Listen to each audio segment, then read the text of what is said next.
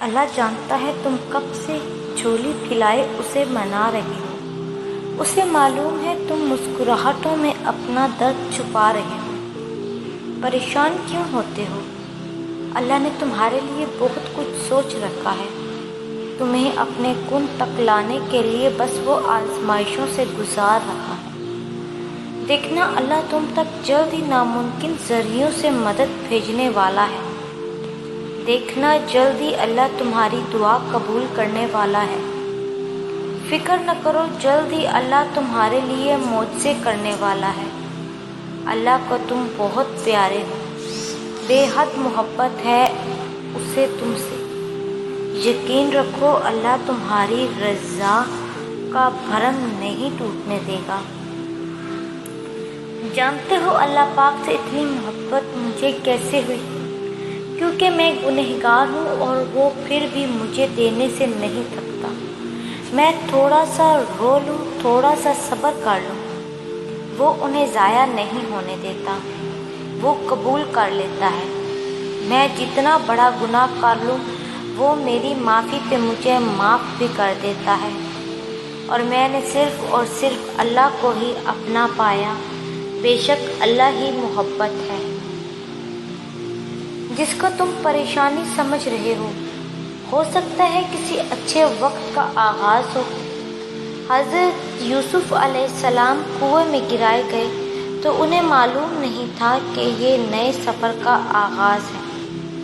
پیغمبری کا سفر، بادشاہت کا سفر، جہاں ایک دور ختم ہوتا ہے وہیں سے دوسرے دور کا آغاز ہوتا ہے۔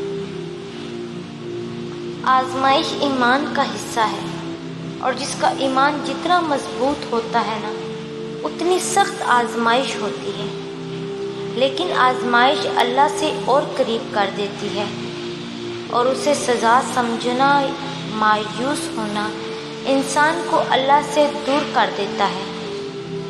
اس لیے کبھی آزمائش کو سزا مت سمجھا کریں، اللہ سے اس پر ثابت قدمی کی دعا مانگا کریں۔ یقین کریں وہ آپ سے اتنی محبت کرتا ہے کہ دنیا کی ہر فانی شے آپ سے دور کر کے آپ کو اپنے قریب کرنا چاہتا ہے۔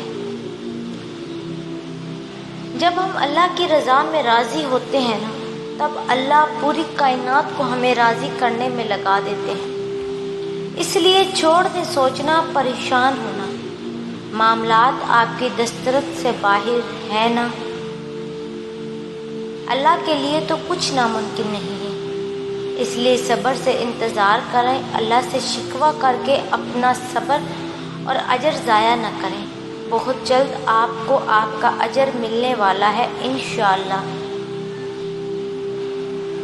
اللہ پر یقین کرنے کے لیے وجہ کی ضرورت نہیں ہونی چاہیے۔ جب دماغ کی رگیں 100 طرح کی الجھنوں میں ہوں اور اسباب کی جگہ سوالیہ نشان آ جائے، اس وقت اس بات پر یقین رکھنا کہ اگر وہ چاہے تو آگ جلا نہیں سکتا، سمندر ڈوبا نہیں سکتا، مچھلی نگل سکتی ہے مگر ہضم نہیں کر سکتی، چاند 2 ٹکڑے ہو جاتا ہے اور یقین کہلاتا ہے۔ اللہ کی خاطر کچھ قربان کرنے کا نتیجہ بہت جلد سامنے آ جاتا ہے۔ ابراہیم علیہ السلام خواب سے اٹھ کر بیٹے کو قربان گاہ تک لے گئے تھے۔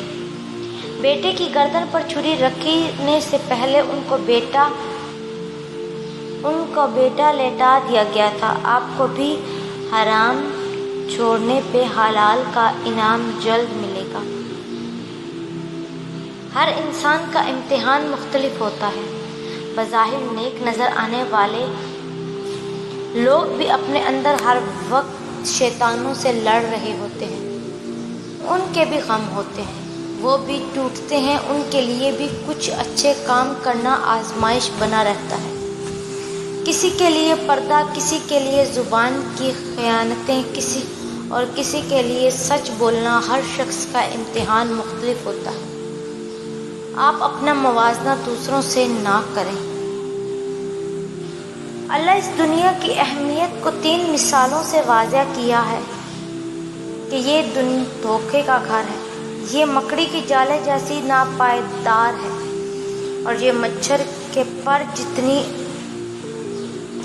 اور جیسی ہے۔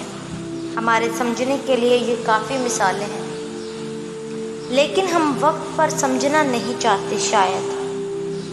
تم کہتے ہو نا کہ درد اب برداشت سے باہر ہو گیا ہے۔ اللہ کہتا ہے کہ وہ کسی جان پر اس کی طاقت سے زیادہ بوجھ نہیں ڈالتا۔ تم کہتے ہو کہ یا اللہ میں کیوں؟